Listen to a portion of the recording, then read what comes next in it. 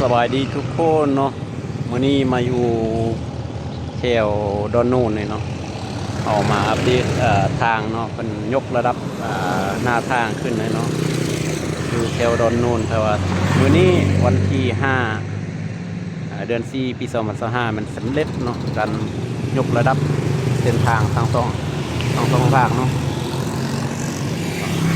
เดี๋ยวเอาสิพาท่านชมมาเบิ่งการยกระดับ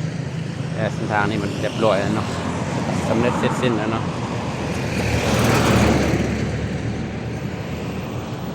ทางนี้จะไปทางบันเกิลหรือว่าไปทางงอนอันนี้จะไปทางไปซื้อคุณจะเป็นไปทางเหล็ก13ไตเนาะเดี๋ยวนี้เฮาสิมาทางดงโดกเนาะให้ทุกคนเบิ่งทางยกระดับใหม่เนาะเที่ยวสะดวกสบายเลยเด้อยกระดับใหม่แล้วเนาะไปมันสูงขึ้นเพื่อยามฤดูฝนเนาะ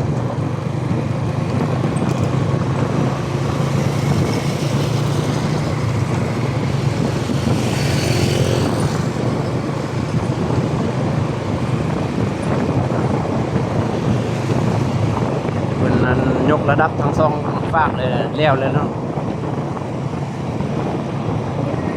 รถกับบนติดแล้วเด้อนี่เนาะยังอีกแล้วสงกรานต์บางเทื่อมันก็สิได้ที่เส้นเนาะที่เส้นแล้วก็เป็นขอบทางที่ขอบทางเนาะให้แบบมุมใหม่มันเบิ่งมันงามเนาะ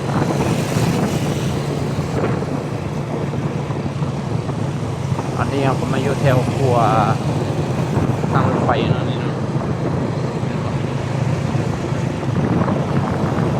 สะดวกสบายแล้วเนาะอันนี้เนาะ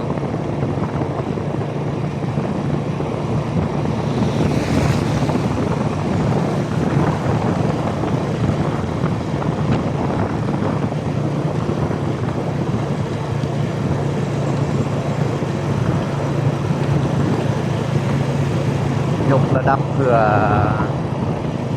ฤดูฝนเนาะสำเนาก็สิว่าฤดูฝนแล้วก็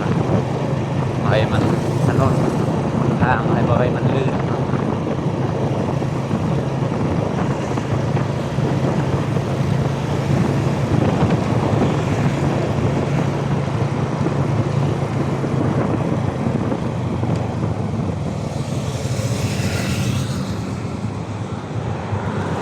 ยกระดับผมหน้าของหน้าทางเนาะ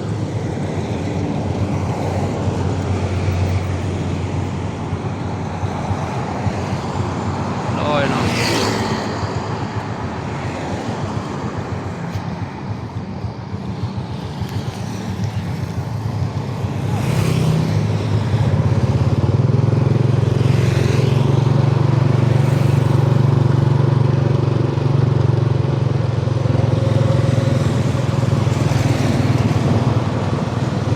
ขอบทางให้สะดวกสบายในการสัญจรเนาะมันใช้เวลาในการ2-3 มื้อเนาะว่าเล็ดเนาะ